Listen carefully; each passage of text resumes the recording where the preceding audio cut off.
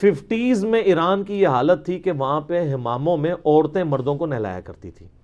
YouTube پہ اس طرح کی گندی ویڈیوز بھی رکھی ہوئی ہیں. 1950 55 56 کی میں بات کر رہا ہوں. یہ یورپ تو اس طرح کا ایڈوانس ہی نہیں ہے جو اس وقت ایران ایڈوانس تھا.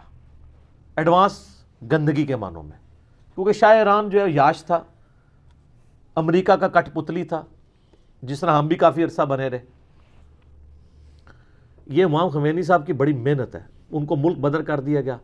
لیکن ایران کو یہ ایڈوانٹیج حاصل تھا کہ ایران میں مکتبہ فکر صرف ایک تھا, شیعہ.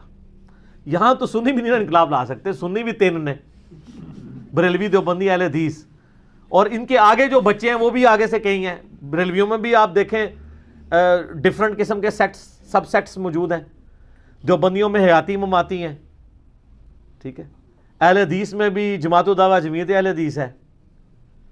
بریلویوں میں بھی ڈاکٹر تعلق قادری پارٹی ہے, الیاس قادری پارٹی ہے. خادم رضوی صاحب بھی میدان عمل میں اترے ہوئے. تو کتنے لوگ ہیں. ایران میں یہ ایڈوانٹیج تھا کہ ایک مکتبہ فکر, ایک لیڈر. ایران چونکہ زندہ اماموں کی تقلید کے قائل ہیں تو وہ امام بھی ایک تھا. یعنی آپ سمجھ لیں کہ اگر امام حنیفہ زندہ ہو کے آ جائیں تو پھر تو دیوبندی بریلوی اختلاف ختم ہی ہو جائے گا نا, جب امام صاحب آ جائیں. تو یہی سمجھ لیں امام خمینی کی وہاں پہ حالت تھی, کیونکہ وہ زندہ اماموں کی تقلید کرتے ہیں. پھر سید بھی تو عراق میں رہ کے انہوں نے پھر کچھ عرصہ ان کو فرانس بھی رہنا پڑا. انہوں نے دعوت لانچ کی, کرتے کرتے جب ینگ جنریشن اوپر آئی 1979 میں, جب وہ تہران ایئرپورٹ پہ اترے, اس زمانے میں 10 لاکھ سے زیادہ لوگ ان کو ریسیو کرنے آئے ہوئے تھے. تو وہ فوجی پولیس والے سارے اپنی گنیں چھوڑ کے ہی بھاگ گئے. 10 لاکھ بندے کے اوپر کیا فوج کرے گی, 3-4 لاکھ فوج کیا کر لے گی, ساری تو ایک جگہ جمع نہیں ہو سکتی. لیکن امام خمینی نے کوئی قتل و غارت نہیں ہونے دیا. انہوں نے کہا فوجیوں کو بلایا کہ تم ہماری فوج ہو, ٹھیک ہے, تم ان کے انڈر تھے, اب ہماری فوج ہو. اس طریقے سے انہوں نے معاملات آگے چلائے. تو اب یورپ اور امریکہ میں چیز نظر آ گئی تھی, یہ جو انقلاب ہے نا یہ ایکسپورٹ ہوگا. انقلاب کبھی بھی ایک ملک کے اندر تک نہیں رہتا, وہ باہر نکلتا ہے. یہی کچھ افغانستان میں ہوا ہے نا. ہمیں لاکھ اختلافات ملا عمر کی بعض پالیسی کے ساتھ, لیکن وہاں پہ اس نے امن قائم کر دیا تھا. اور امریکہ کو دیکھے 4تھے محلے بلکہ 10ویں محلے, اندازہ ہو گیا تھا کہ یہ انقلاب باہر ایکسپورٹ ہوگا. آگے بیٹھ گیا, آج 20 سال سے بیٹھا ہوا ہے. یہ اب نکل جائے پھر بھی ایکسپورٹ ہو جائے گا. پاکستان کو فکر لگی, یہاں پہ سعودیہ نے پیسہ لگایا کہ ایکسپورٹ ہو کے یہاں نہ آ جائے. اور یہاں پہ آپ کو پتا ہے پھر وہ دیوبندی اعلی کار بن گئے, ان کی تنظیمیں بن گئی. اب یہ وہ ریالٹیز ہیں جو پبلکلی سامنے آ چکی ہیں. جو پہلے لوگ ڈھکے چھپے الفاظ میں باتیں کرتے تھے, اب ہمارے پرائم منسٹر صاحب اوپنلی ہر فورم پہ باتیں کرتے ہیں, اس لیے میں بھی اوپنلی کر رہا ہوں. لیکن میں اس کو مینج کر کے ایک عام فہم میں بات لے کے آ رہا ہوں کہ معاملہ ہوا کیا ہے.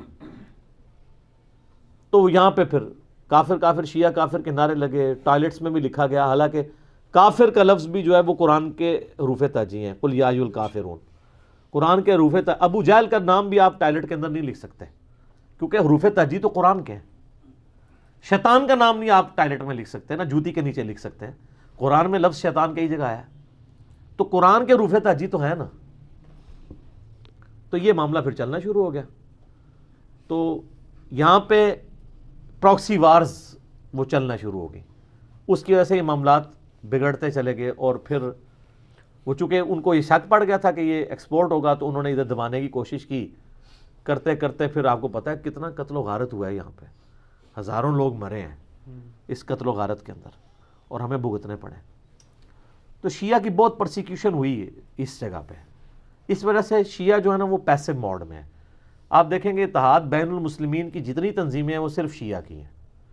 کوئی سنی تنظیم آپ نے دیکھی ہے اتحاد بین المسلمین؟ تو مجھے بھی بتائیے گا. نہیں, شیعہ ہی بریلوی دیوبندی اہل حدیث ان کو اپنے ممبروں پہ بٹھاتے ہیں, تقریریں ان سے کرواتے ہیں, نمازیں ان کے پیچھے پڑھتے ہیں. میں بریلوی تھا نا, 2 دفعہ ارمین گیا, میں نے امام کعبہ کے پیچھے نماز نہیں پڑھی. شیعہ پڑھتے تھے, حالانکہ شیعہ کی ٹسل زیادہ ہے اہل حدیث کے ساتھ ایز کمپیئر ٹو بریلویوں کے, کیونکہ بہت بڑا فرق ہے. لیکن شیعہ میں وہ مفتی اعظم ایران کا فتویٰ ہے خامنائی صاحب کا کہ امام کعبہ کے پیچھے آپ نے نماز پڑھنی ہے. تاکہ انہوں نے یہ فتویٰ دیا ہے اگر سعودی حکومت آپ کو مجبور کرے کہ ہاتھ باندھ کے نماز پڑھنی ہے تو آپ بے شک ہاتھ باندھ کے نماز پڑھیں. لیکن مسلمانوں کی جمعیت سے الگ نہ ہو.